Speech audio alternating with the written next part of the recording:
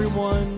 Welcome to the First Issue Club podcast, a weekly podcast where we discuss first issue comic books, among other things, mostly comic books. Nothing about submarines crashing, ever. I am Greg, and with me this week is my dear friend Andy Vargas. Andy, hello. Hi, everyone. How are we doing this week? We're doing weird because it's you and I recording remotely. This is the first time we've done this. Mike D had some job stuff come up, so we had to pivot, and here we are recording remotely. Yeah, I had job stuff come up, and I was like, well, looks like I quit this job then. Yeah, you've quit 15 jobs since you started this show. The dedication you have to this, it's alarming. We've been meaning to talk to you about that. But we are still committed to bringing you the comic book goodness of the week. So Andy and I quickly learned the ins and outs of Riverside, and we are hopefully smashing together an episode for you guys. We are going to cover no news this week because there really isn't too much going on. We do have a special surprise at the end of our first issue recommendations. I sat down with Kenny and Travis of Omnibus to talk about their app. It is if you haven't heard about it, I'm surprised if you haven't heard about it. It is a new digital playground for your digital comic books. It is David versus the Goliath, and these guys are super smart, super fun. They are comic book first kind of guys. They really want to make sure that we, the reader, have a premier experience on their app, and I can tell you from using it myself, it is a hell of a lot of fun, and the things that they mention that they have planned for the future only makes me more excited to stay on and support these guys. That's so dope. I'm glad that in the wake of Comixology falling down, that digital comics have a place that they will continue on and succeed, because it seems like a no-brainer. I'm glad these dudes are picking up the slack. Not only just like a place, but like it feels like an actual home for these comics to live at. Like, yeah. It almost feels like they're like comic books. Digital comic books felt like foster kids for a little bit, like just being shuffled from one place to another. And this feels like they've found their like Danny Glover Angels in the Outfield home, and they're gonna I'm gonna live here now. I'm gonna live with you. And it's super exciting to hear Travis and Kenny talk about this stuff, because of course they want their app to succeed, but they just love comic books so much, and they love the community so much, that they're just so thrilled to have a place to really showcase them and allow people who care about them to also enjoy them and feel safe that they're going to be there for a while, not just like be gone the next week because their app either crashes or whatever. So yeah, that's awesome. Stay tuned for the end of the episode to hear my interview with those guys. But for right now, Andy and I are just going to talk about the comics of the week that we picked up that we thought were really engaging. Because just like Sue Storm, we love a good read. There, I said it, Mike D, contractually obligated to get that out of the way. The episode over. The catchphrase used to be "guide you through the muddy and murky waters of the comic book landscape." That was mine. The Sue Storm one was Mike D. So you can see which one stuck. Awesome. Well, I'll go first and say the big book of the week was Distillery's first release, Devil's Cut.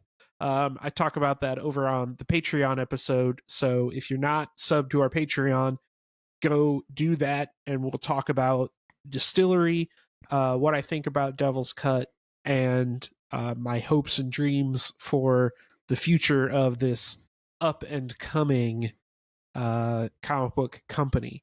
But the other books that I read that were significantly smaller, both in size and length, were and price. And price, yeah. I read Batman, Catwoman, Gotham War. This is a one-shot starting off. Gotham War. Sorry, this is Battle Lines. Gotham War Battle Lines.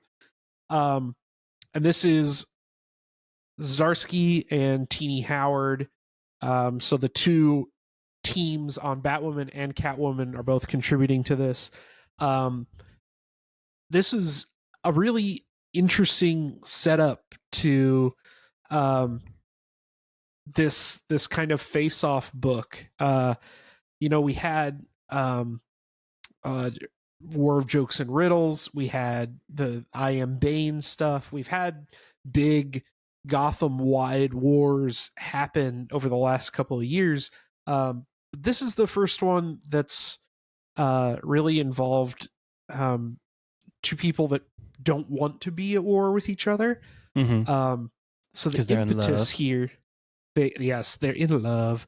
The impetus here is that since Batman has been gone for a while, Catwoman has kind of stepped up and decided that she is going to, in her own way, take on the hero that Gotham needs. Yeah. And what she's done is train all these like goons that, the Riddler and Joker and Bane and Clayface all hire these like nameless goons. She trains them to be cat burglars like she is. Ooh. But she gives them rules. So you have to steal from rich people, no violence, no score is worth your life or anyone else's. No kids, no dames. Yeah, that kind of thing, right? She gives them rules and she trains them, and violence in Gotham has gone down by like 75% as this book has kicked off. So she approaches the Bat family and says, look, I've done this. Like, I have accomplished your mission, but you have to leave us alone for this to work. You can't go beating up all these dudes anymore. And at the end of the book, something happens and Batman decides that this is not a situation that he can abide by. The Bat family Did someone steal from him? That is one thing that he says in the book. He was like, well, my parents were rich. You're going to steal from me. Where's my giant coin? But it was a really, really interesting setup to see somebody kind of take a spin on Batman's war against crime and almost get there, right? Mm-hmm. Of course, it's Teenie Howard and Chip Zdarsky, so you knew you were going to get a story that totally works. Two powerhouses. For sure.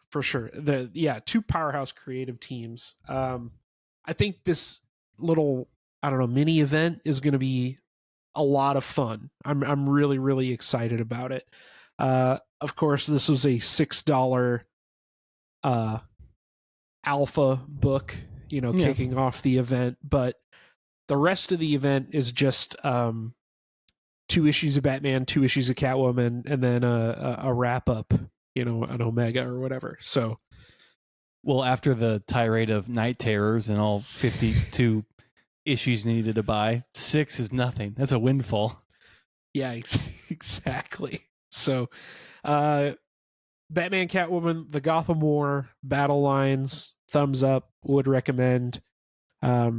It's nice to be back in the world of Gotham because I did not pick up any Night Terrors. I didn't either. Couldn't afford it. Same. I'll just wait for the omnibus. About to do it. There you go. What'd you read, Greg?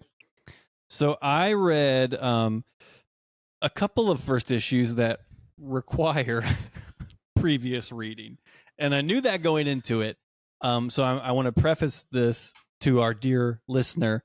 I'm going to talk about Kaptara, and I'm going to talk about Black Hammer: The End.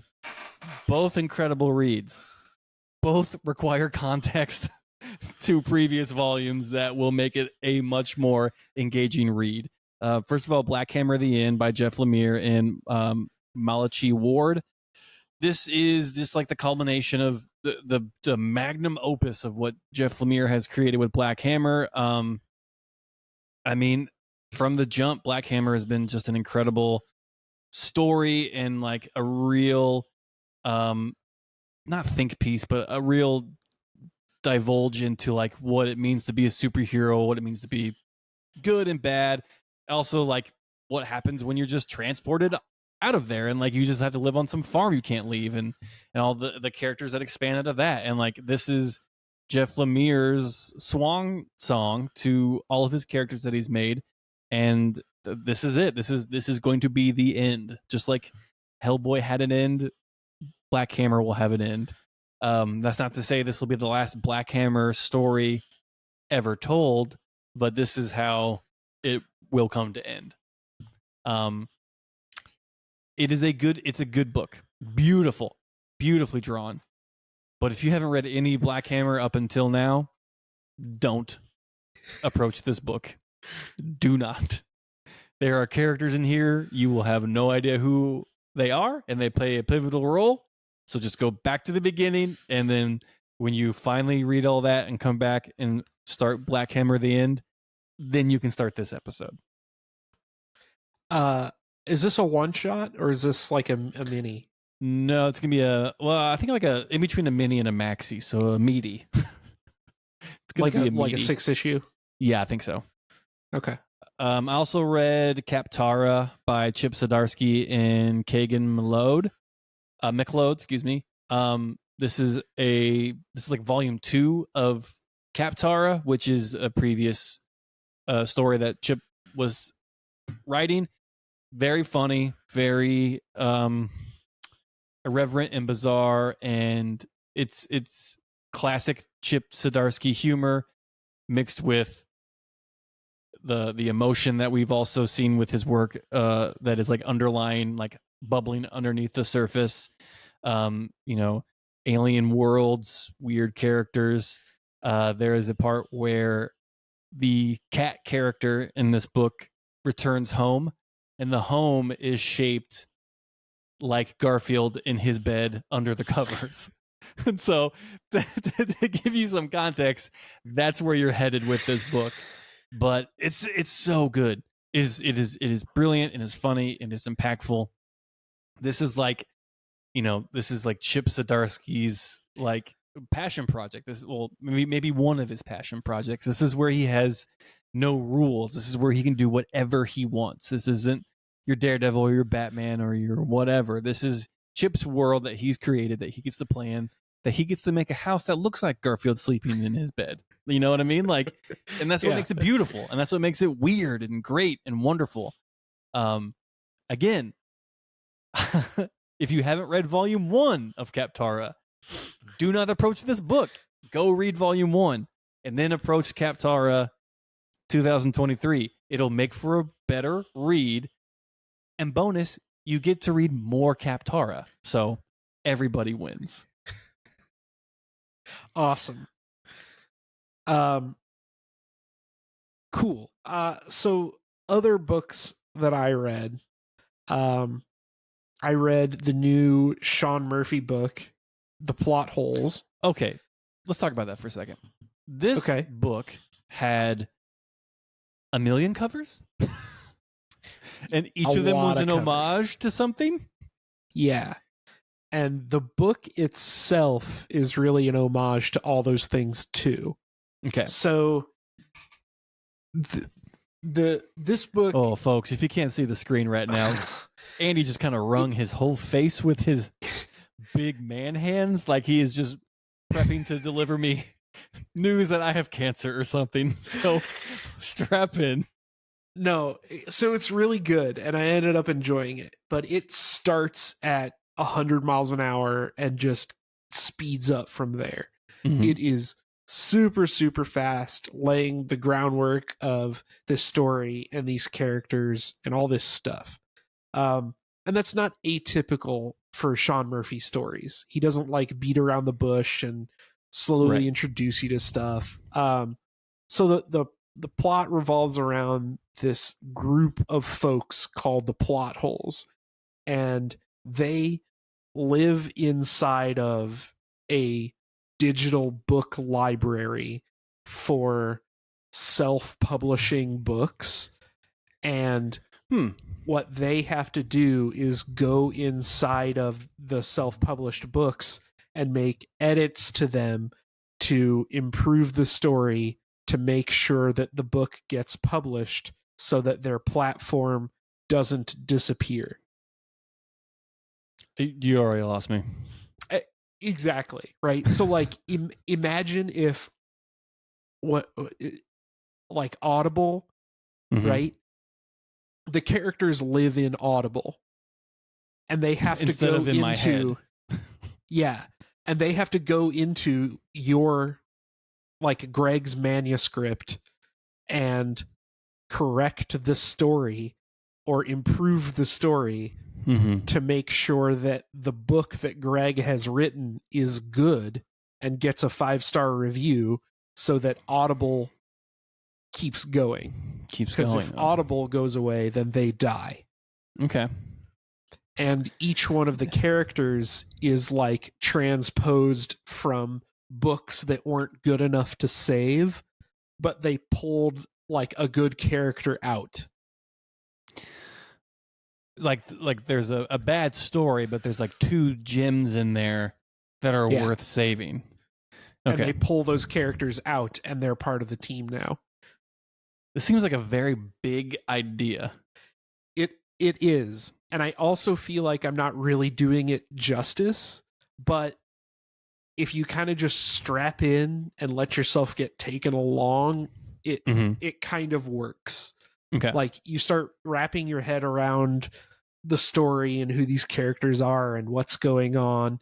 Because that is one of the benefits of the book is it starts as like a day in the life of a guy, and then this stuff starts happening to him, and he's like, wait a minute, I'm in a book and you're pulling me into this whatever. Like he doesn't know what's going on, so it's being explained to him at the same time it's being explained to you, the reader, which is probably the best way to do this kind of a story. Is he writing it or is he drawing it? Both. Double duty. Okay, there you go. Yeah. Typical Sean Murphy fashion. Typical Sean Murphy. There's a lot of cool art in this too. One of the characters is from a manga, and he explains his like backstory to the main character. And as he starts telling his story, you turn the page, and it's like 2 or 3 pages of just straight up manga style. Okay, inside the middle of this book. Yeah, I do love that they're just like leaning into the different characters and the art styles that they're from. Like that's really smart. Yeah. And I'm guessing there's going to be more of that as, you know, the issues go on. So, I don't think this is a book for everybody. It's pretty wild, pretty out there. But if you're into, I don't know, like meta commentary, like action, that kind of thing, this is probably going to be right up your alley. As I got like halfway through the book, I was like, what is going on? What is this thing? But by the time I got to the end, I was like, okay, I'm on board. Like this has me sold. This seems like a book that is only helped by movies like Into the Spider-Verse. Like, oh yeah, it helps the concept become more concrete. Like, I imagine Sean Murphy went to like the publishing house and was just like, this is my version of like what kind of like a Spider-Verse thing. And they're like, gold, like, let's go with it. Yeah. And that's a perfect way to look at it, is like, it's like a literary verse, like a book verse for self-published books. I think I would avoid book verse at all costs. There's so many tentacles. Why were there so many? I think libraries should just change their names to bookverse. Interbookverse. Oh shit. Yeah, so plot holes. I think this is out on Sean Murphy's own like imprint. It's on Massive is the name of the. I thought Massive was through I want to say Image, but I'm not certain on that. I'll pop it open and see. Oh, he's taking it out of the bags. What if Plot Holes is worth $1 million? He just took it out of the bag. Massive Publishing is its own. Yeah, his imprint is called Gear Shift. So look at that. Some kind of small indie, but I don't know. This is the first one I've read, and it's good. I like it. Good job, Sean. The last book that I read is one that I kind of want to talk about for a second because it's actually not the first time I've read this book. So I bought it. It's called Mother Russia. It's by a guy named Jeff McComsey. Mm-hmm. So I got this because I thought it was a sequel to a book that I read in 2015. Yes. Turns out it's just a reprint of that story on a new company. Because it used to be on Alterna, right? Yeah, that's the book I originally read was the Alterna book. And interestingly enough, the Mother Russia from Alterna is in CLZ labeled as Mother Russia Volume 2 because that story is a sequel to a one-shot that Jeff did back in 2014. And then it expanded into Mother Russia, still called Mother Russia. Man, he's really sticking with that name. Yeah. So then Volume 2 is that 3-issue series that I read. This is a reprint of issue 1. What publisher? CEX. I've been seeing them a lot lately. I don't really know much about them. I don't know either. I was hoping this would be a sequel to Mother Russia because I liked it a lot, but this does give me the opportunity to talk about Mother Russia because I like it a lot. It's a World War II horror story about this female Russian sniper who is stuck in a clock tower with just a sea of zombie Nazis around her. And one day in the crowd of Nazis, she spots a toddler, a non-zombie toddler. So she jumps out of her tower down and fights through the zombies to rescue this toddler and does successfully, but then ultimately comes across a Nazi officer. So she's stuck with this baby in a sea of zombies up against a Nazi officer, and chaos ensues. Is the Nazi officer a zombie or no? He's not a zombie. Okay. But it's a really cool action story. It's got a lot of heart in the later issues. Loved it the first time I read it. Loved it the second time I read it. So I would definitely recommend this to anybody. But if you, like me, thought that this was going to be, Mother Russia 2, a sequel to the story or something, it unfortunately is not. But it remains very good. Is it the collected of all 3 issues into one, or is it going to do a 1, 2, 3? 1, 2, 3. Okay. So, well, it's good that it can be in the hands of new readers again. Yeah, it's good. Yeah, I'm pleased that it's coming back out. Hopefully, it finds a wider audience. So, hopefully, it gets more issues. Maybe I don't know how it ends. So, maybe there isn't any more issues for reasons. The last 2 books that I read were Miss Marvel, The New Mutant. This is a direct spin out from the Hellfire Gala 2023, where Kamala Khan is now a mutant, but still an inhuman. But she gets to live above ground because no one knows she's a mutant yet. So she's helping mutant refugees that are underground trying to fight Orcus, all the while trying to figure out what her mutant power is, what her place on the X-Men is. She's having these wild dreams with this new character we've never seen before that is maybe a product of her mutation, or her subconscious trying to come to terms with who she is, or it could be some cosmic being entering through her dreams to fuck with her. I don't know. We'll find out, though, probably in this series. It's good. It's not bad, but it's again, we're getting drip fed Miss Marvel's New Mutant stuff through different series, different books. This will go all the way through Fall of X, I'm assuming, and then once that gets done, we'll find out what her new mutant power is, and it's probably turning back time. I don't know. At this point, I don't know what her new power is or if she should even have one. It's definitely going to be the light thing that she can do in the MCU, right? Oh, yeah. Oh, and this is written by that actress. This is that that's book. right. So, yeah, and it's great first book. Like, we've read many a books where people outside of the comic book community, quote unquote, take their swing at writing. Taboo did a good job. J.J. Abrams' kid did not. So, congratulations, you're amongst the giants now. You and Taboo. You and Taboo swinging for the fences. It was an interesting book for what it is and what it has to be, which is like a bridge to another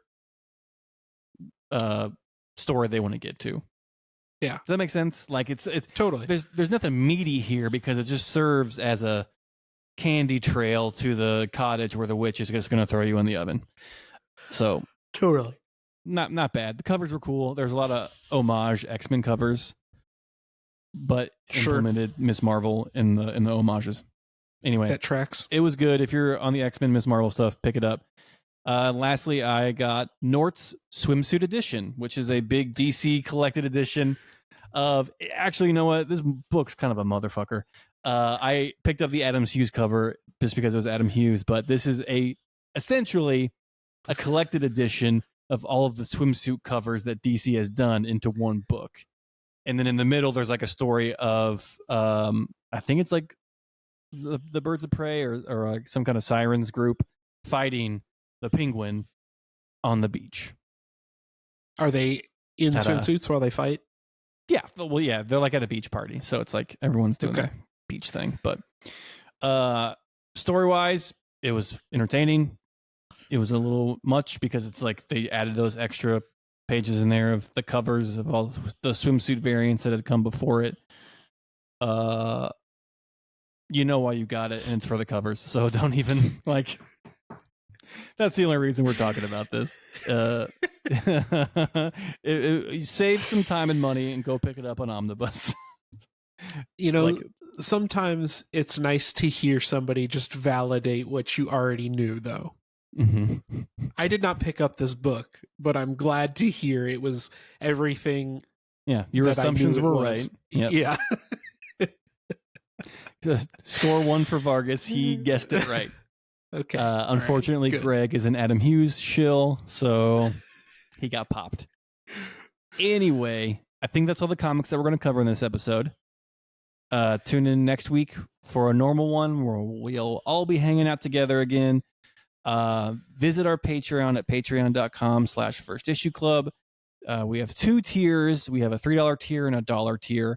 And we also have a free community where we give out a newsletter and some small little tidbits and behind the scenes stuff just so you get to know us. And if we are your cup of tea, please subscribe. We'd love to have you on there. We also have a website, firstissueclub.com. We have a couple interviews up there, a couple Kickstarter interviews. Kyle Stark stopped by and talked about Marvel Unleashed, which came out. It is a fantastic book. It had no reason to be, but Kyle Starks, if you know anything about him, is committed to characters and giving them sustenance, and he did the Lord's work with this book. So go out and read Marvel Unleashed. It is, I'm not fucking around here, folks. It is really good. And that's not because I owe Kyle Starks a favor. Like, it's a good fucking book. But that interview is over at firstissueclub.com. Andy, do you have anything else you want to say? Bag and boredom. Bag and boredom. Okay. Guys, next week we will see you. Enjoy this interview with Kenny and Travis from Omnibus, and be safe out there. Bye. Hey everyone, welcome to First Issue Club. This is your friendly neighborhood Greg. Here with a special segment, I have 2 fantastic bearded gentlemen joining me today to talk about their new and hottest digital app, Omnibus, that is showcasing all the comic books that you love and all the comic books that we talk about on First Issue Club. I am here with Kenny Myers and Travis Cheshmeyer. Travis, I know I was going to say your name wrong, so I apologize. With the last name is Lichtai, I know that the first day of school is never easy. Yeah. So, Schmeisser. It's okay. Travis Schmisser. Thank you very much. Guys, thanks for joining us. I know you guys are very busy with collecting publishers. It seems like every day, like Thanos collects Infinity Stones. So I've got to imagine you're pretty pleased with the response you've been getting, not only from publishers, but from fans. So congratulations. Let's start that off. You guys, no worries. So you guys met through the tech business. You guys have known each other for a while, and when the Zoom meeting stopped with the tech talk, you guys would talk comics, and you would go back and forth about when's the best in the new digital playground for digital comics going to finally show up, and when Comixology, the premier one, started to tailspin and burn out. Was that the moment where you're just like, now's our time to get after it, or talk me through that? It was actually a little bit later. We only by a couple months. We had been talking about doing something together for a long time, and had always kicked around the idea of doing something with comics. And we had both decided to leave our jobs and team up. We were going to build some B2B SaaS software, so little small business tools. And we'd actually kicked off working on one of them. And I think we kind of worked on that for like a month or 2 months, maybe, Kenny. And then we just kind of, like you said, kept talking about the Comixology and how sad we were about it, and just what a bummer it was. So we just kind of found that we were spending so much energy thinking about and spending time there that Kenny one day was just like, I think we should look into this more, and kind of brought it back up. And we just started kind of looking into it, researching, and here we are. Yeah, our relationship was essentially built on two things, because I've always lived on the West Coast and Travis has always been on the East Coast. And it was essentially just built around, one, we should build something.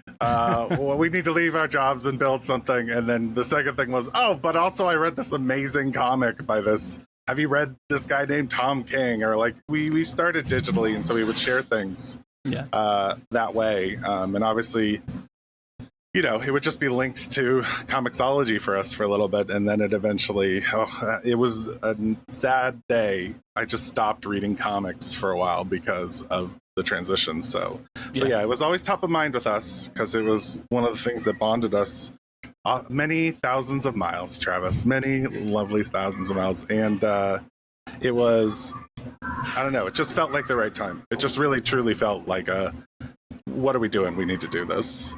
We want to do this, and we think we can do this. We have enough hubris to think that we can do this. Let's try.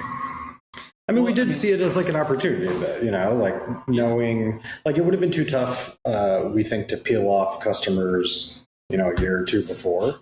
They had all the publishers, even though we don't think they necessarily helped with discovery or were really like pushing digital comics forward in any way. Right.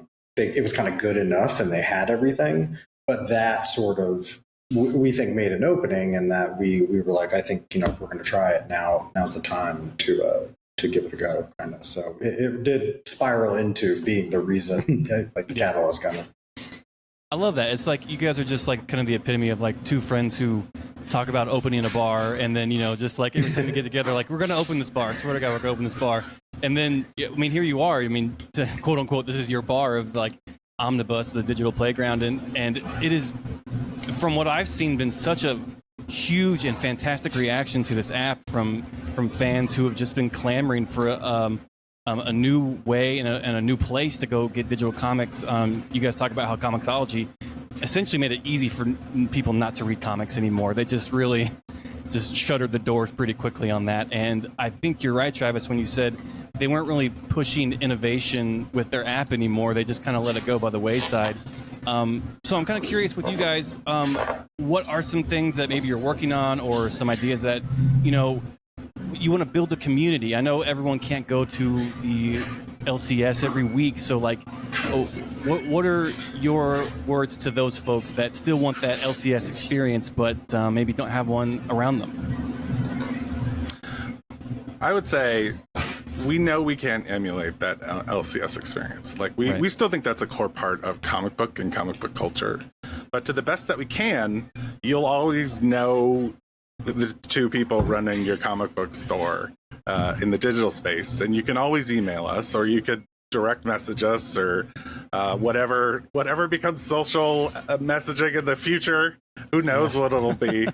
It's like 700 things now. We'll be on there, and happy to recommend. And our store itself, I mean, Travis, you can talk a little about this, like the changes we're making that are more personal.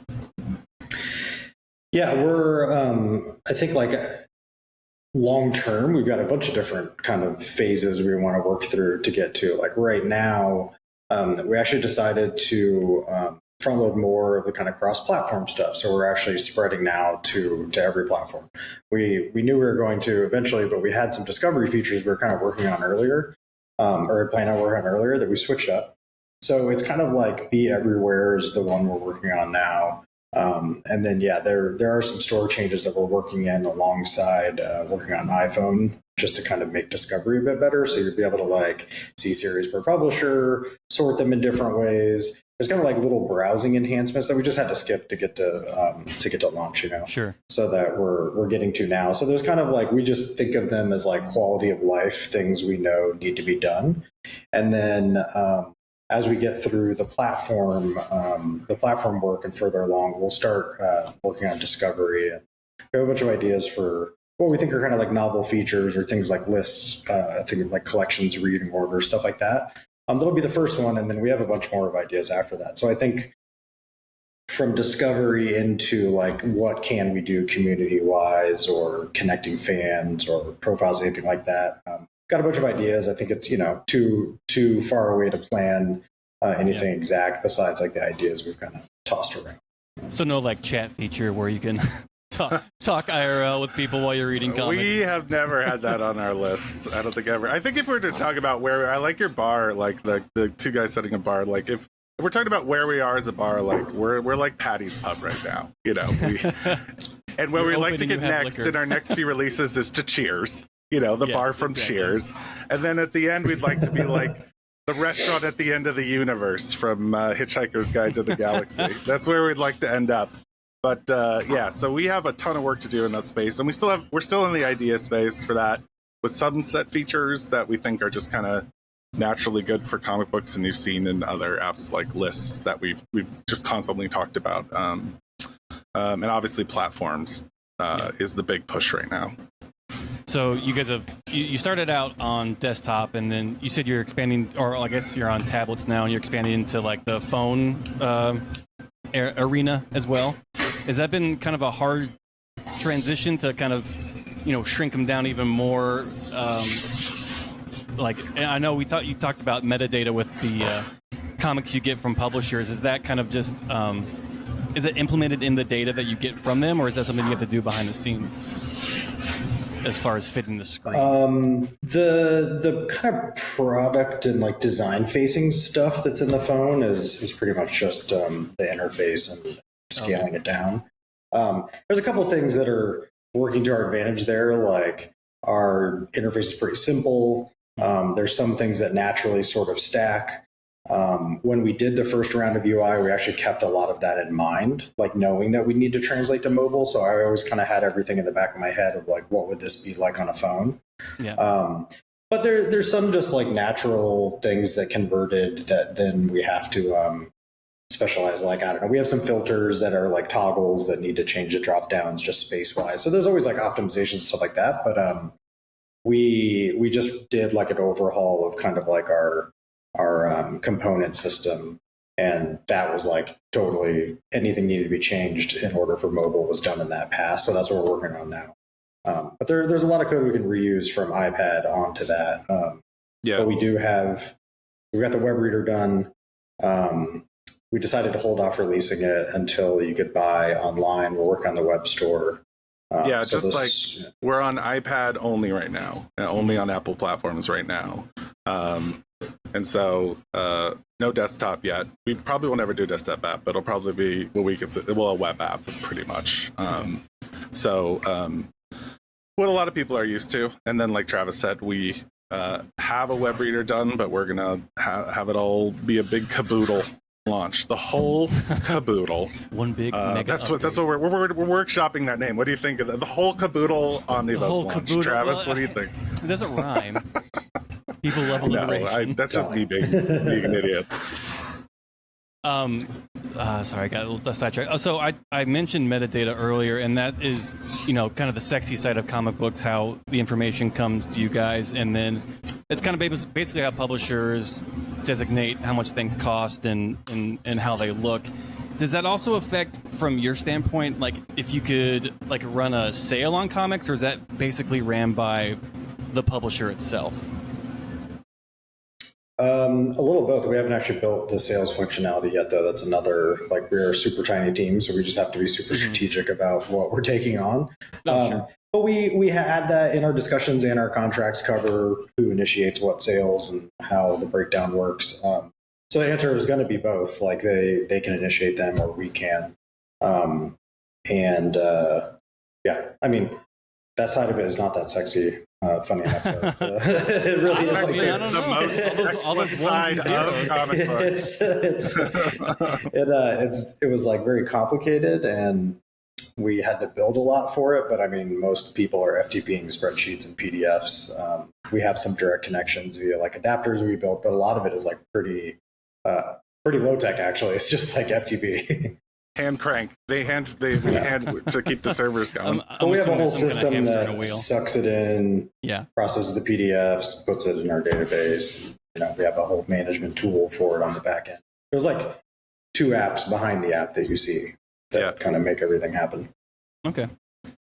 So when you guys first started launching initially, you were on, I follow you on Twitter or X or whatever you guys want to call it, and watching the slow trickle of publishers that you guys were announcing was kind of really exciting. And then, next week there was 3 publishers, and the next week it was 4 publishers. And so what is the process? And these are some of the questions that our audience has given to us. What's the process of like approaching a publisher? I'm assuming it's more than just like a well-worded email, just like, hey, trust us, we're going to be huge. Like, what is the process of like approaching a publisher and being like, we're going to build this next digital playground, and you're for sure going to want to be on it? Well, first, Travis and I reveal our plumage and do a dance for the publisher, and hope that they choose us. It is very different per publisher. There are some publishers, who you wouldn't expect that we're still doing the dance for. There are some publishers, like one of my favorite calls we ever had was like, we essentially cold call these people. We message them through LinkedIn. That's our secret. No. And we were just like, hey, here's what we're building. We built a little page explaining like what we were doing. You can't find it anymore. We took it down. And just like where we want to go. That was enough to actually get some conversations going. And then, enough of those happened and enough were signed that then there sort of becomes this like snowball effect, which is really just really nice and was so exciting for us. Like I still remember when we first got one of our like publishers emailing us and was like, hey, and like Travis and I were not even expecting that within like the first year.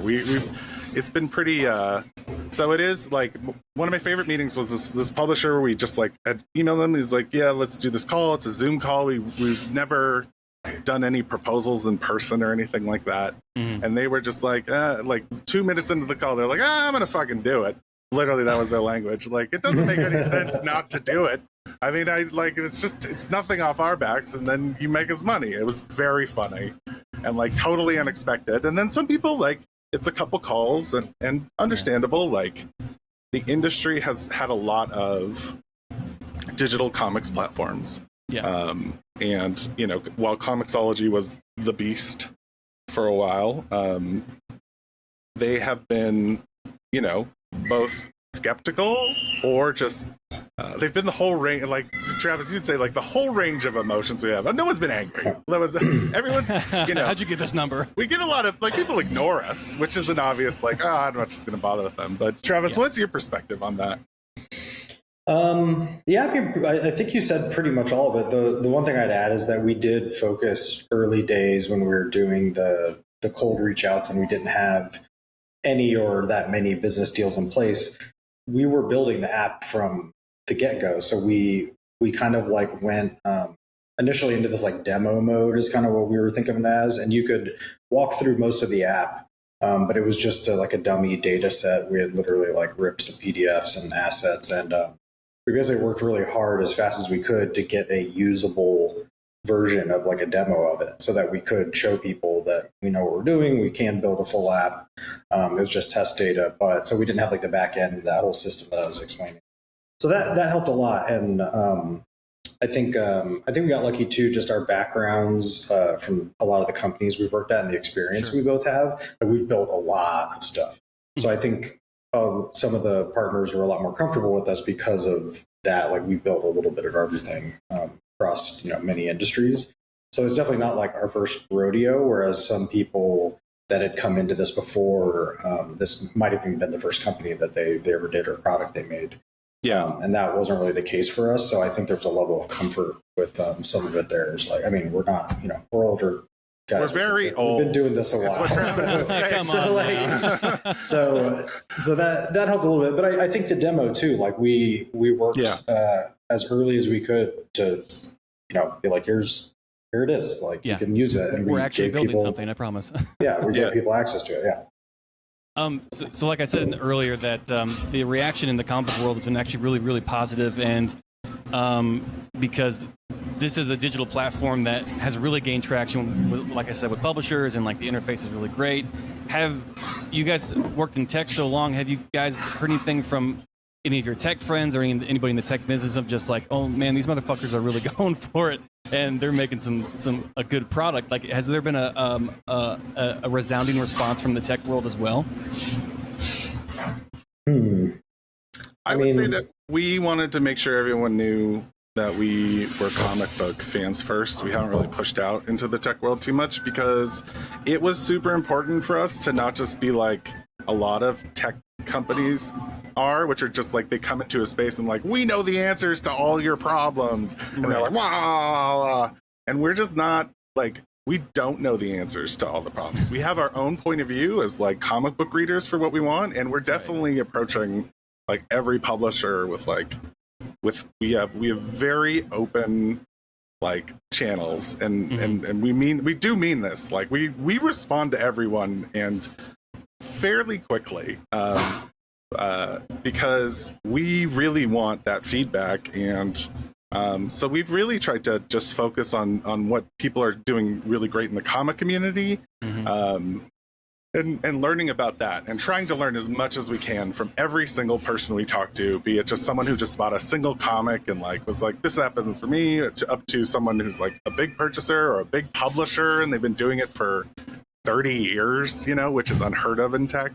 Like we come as comic fans who know tech versus tech people who are trying to solve, think they have the answers to all the problems. We just we have our preferences, and I think they're informed preferences, and we wanted the community to know we're just really grateful for how it's been received and how people are reacting.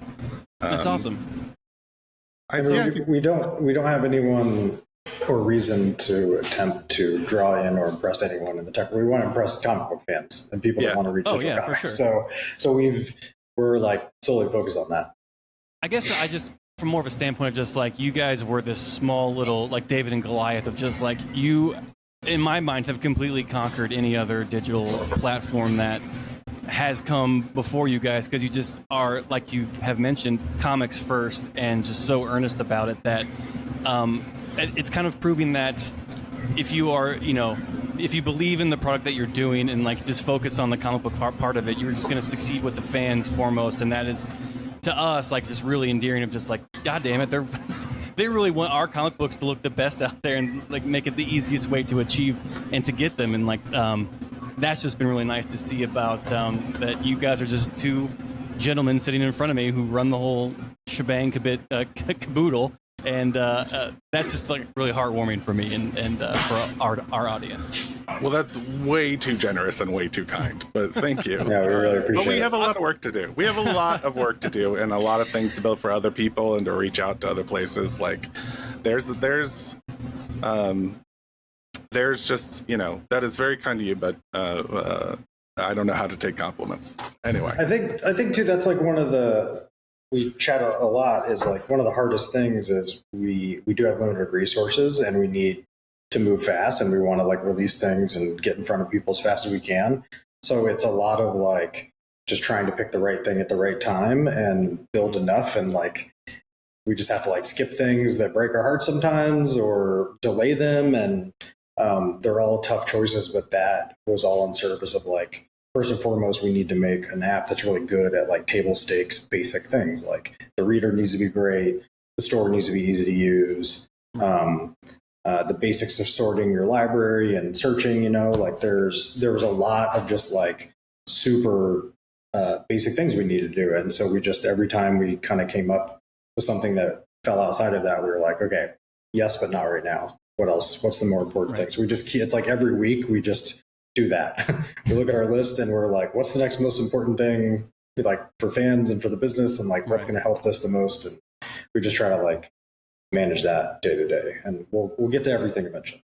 Like, is there something that we as like fans of comic books and as fans of Omnibus can do to like help you? I don't know, say like help you guys out, but like obviously promote on social media, you know, use the product. Like, is there, I don't know, like a box you keep of comments and suggestions that people can drop stuff off to, or because you guys are succeeding so well, like what can we do as a community to support you more to help you achieve your final end goal? Yeah, I mean, spread the word, tell your friends, buy comics, and definitely send feedback. Like Kenny said, I mean, you can message us anywhere you can find us. You can email us. I'm Travis and he's Kenny at omnibus.app. Anytime somebody reaches out about anything, we always respond back with whatever they need. And then like, hey, got any feedback? What's going on? What do you like? What do you not like? And so we're really open. I mean, I ran a series of interviews with early adopter people a couple of weeks ago to like look into kind of their first round experiences and what they were thinking and finding, to make sure, because you know, just watching like stats, you can't find out everything like people think about using it. So we're trying to pay attention to that. Yeah. That feedback actually changed what we worked on for the next month, because we were working on other things and we were like, we need to solve this problem for people. Even though, you know, we obviously have our list of things that we know could be improved and all that stuff. And I think in general, like I will say for any app you like, not just us, although this is very kind to offer, like we feel more like vice versa, like what can we do to like boost the community, you know? Because we just, obviously comics everywhere like benefits us, like comics growing benefits us like implicitly, like we just get, you know, more people, and then people buy more comics, and more comics mean we can do more things and attract publishers that they might want. And I think that with any app, iTunes reviews are always good if you use iPad. Those are like generally those are always good. Ideally positive, but you know, negative ones we'll respond to. And you know, just spread the word. We have share links in our app itself. I think, you know, so you can actually share to people who have iPads, friends, you know. That word of mouth is always killer. So yeah, I mean, like at a basic level, just reviews and sharing, and just keep giving us feedback. We're open to it. We've heard it all. Travis is a designer, so he's heard it all, plus like worse, because everyone has opinions about what he does.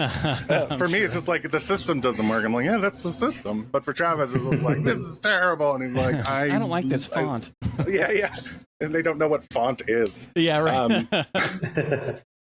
Yeah, it is helpful though. I mean, like Kenny says, it does impact what we do, and it's also, even when there's stuff that's been on our list, it's good reinforcement where we're like, okay, we are on the right path, because we already had that up next, and we keep hearing about it. So yeah, that is the next most important thing. So it's good.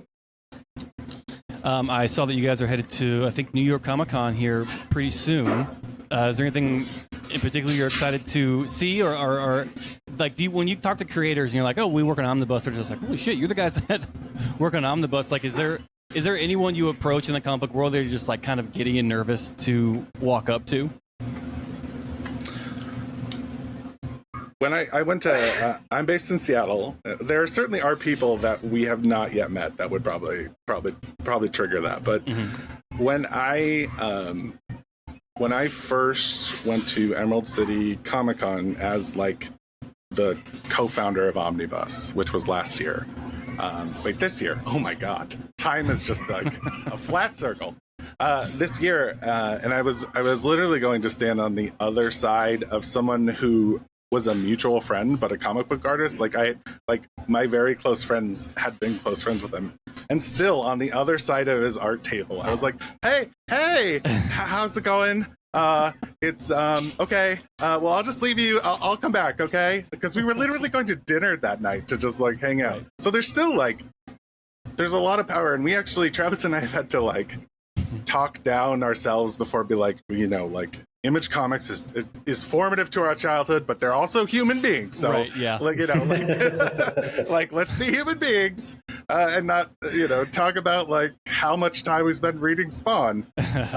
So there are moments like that, and there's some nostalgia, and there's definitely some comic book writers and artists that we want to meet. You know, I mean, to be honest, we have things in the future that would be cool for them, but like right now, we're just like, hey, we just love selling your comics. Like, thanks so much for like doing this and trying to promote them whenever we tag comics on Twitter. Circling back to New York City Comic Con and your question, no, I don't know. It's per creator, and we try not to waste their time either. Like Travis and I are big on like, you know, if they want to hang, we'll always buy them a drink. We'll always buy Tom King a drink anytime he wants. But you know, we also, you know, we can't offer them much right now in terms of what our app is doing, except for we sell their comics. Travis, please cut me off and stop me from talking as soon as you can. Kenny, I think you're doing great. You're supposed to be like, and Kenny, that's enough. No, but Kenny, I do agree. There's something about going to a con, and when you put a table in front of someone, it's just like you can't. Your brain shuts off, and you don't know how to like just talk to them like a normal human being. I've done it 1,000,000 times over to people I've talked to 1,000 times, and it's just like, you know, every time I walk up to, you know, Cullen Bunn, who's a local Kansas City guy at every con, it's like my mouth just like loses all function, drool starts spilling out. So yeah, I mean, great writer. Oh man, he's fantastic. We have a ton of his books, like The Sixth Gun. That's fun, right? We just got that up because of Oni, and that, I mean, I'm excited to see that. I'm excited to read it. I had never actually, I mean, he's everywhere, but I never actually have read that. And now that he's doing more, I think he's doing a collected edition, right? Yeah. I'm pretty excited to read through that. It looks awesome, and you're gonna have a good time. I promise. All of it. Cool. That's good to know. Yeah, Cullen Bunn is we've kind of dubbed him the man who never sleeps because he just is always writing. And it seems like he has a book out every week, so it's I don't know, it's a great place, Omnibus, to go check out Cullen Bunn, everyone, because he is on there. I assure you. I think he has a book on every publisher. Stared those books a lot too. We were debugging some PDF rendering issues, and I was actually staring at those issues a lot. I think you guys maybe mentioned it earlier about how we were talking about how Omnibus is going to roll out some things that we haven't seen yet, and I think someone says something about a list from like creators or something. I think that is such a phenomenal idea, because so often people get hung up on like reading orders, or like, how do I read this like in a certain order, and to get like these lists from like either creators or, you know, fans or whatever, of just like, here's like 5 books you should just be reading, like to have a place that isn't just like focused on one publisher, but like all publishers of just like essential reading for like wrestling books or books about like, you know, horses or whatever. Like, that is such a brilliant idea, and you know, hopefully down the line it comes to fruition. But what a great way to build a community, and just like a way to spread the word about new comics that people maybe don't get access to.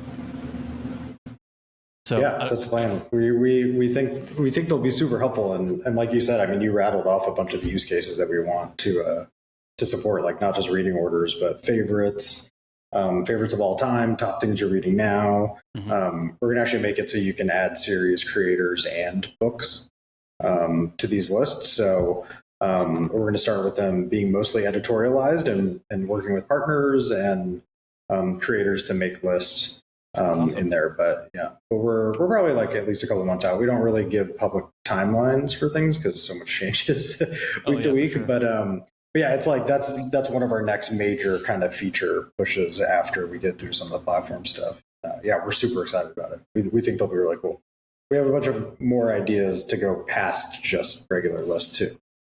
That was actually that I will not speak now. to. Yeah. It was actually a debate about whether like we had a little bit of struggle. Speaking of like what we can do on limited resources, like we have really like Travis put together some really beautiful concepts for what like a list could be, because we've like a lot of platforms as lists. It's not a like new innovative feature. It's just like a really nice thing to have, and but we decided it was between that multi-platform, and we just decided we want more people to be able to access Omnibus. Not everyone has iPads, and most people have web browsers, and a lot of people have phones. So we're working on that. I mean, iPhone is first because that's the easiest from iPad to iPhone, and then as we will have lists in the future, we will have Android in the future. Rest assured, that is Android important fans. to us as well. Yeah, that's happening. That's next. Mm-hmm.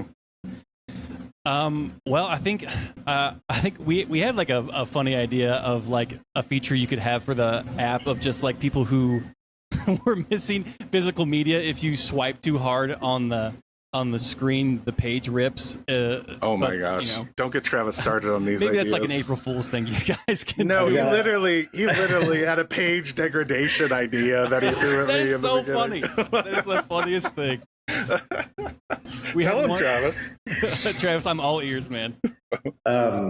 That was actually from a friend of mine. I didn't even come up with that, but he did mention like a mode where it's like the more you read a book, it like degrades. And it'd be funny if it's like the older it gets, it yellows. Yes. That's amazing. I also had some funny like plastic bag and board ideas of like protecting your digital content.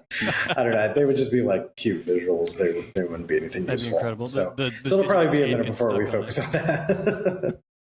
Nobody's clamoring for that. Well, I mean, one person is, and one's enough in my book.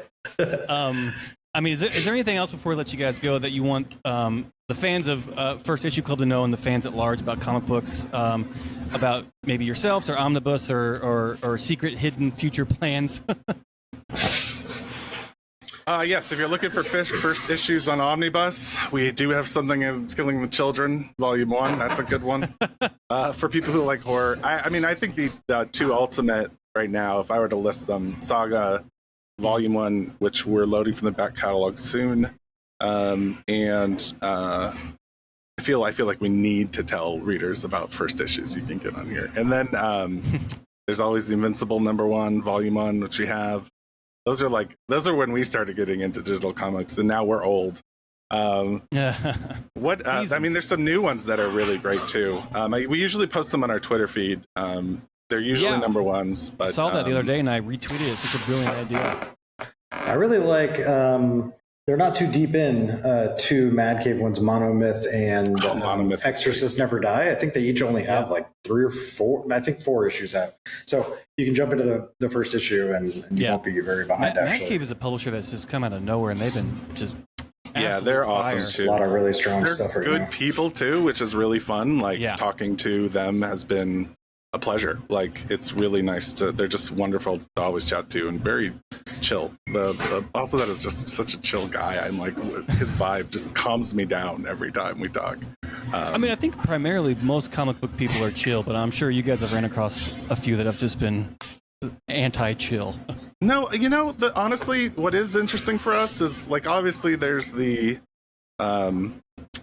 the superstar writers and stuff. We've never really run into any of them that haven't been like, they've all been kind to us, but like the back of the house people, is the surprising thing is they've been there for like they're been there for forever. They stay there and they're very kind, and they're very responsive, and that's been really fun learning like sort of how the sausage gets made, and also being like, oh, I'm wondering if we can, you know, help them improve in any way with any of our knowledge. But you know, they've got their well-oiled machines, and they're all good people. I don't think we've encountered anyone that has been terrible. That's good. No, and you can tell it's fun because I mean everybody's a fan, you know. Yeah, so every really are. every business chat devolves into like books we're reading and Yeah, something old that you loved, and like you can tell everybody that works inside just loves comics, and not just the ones where they work. You know, they'll dork out with you on.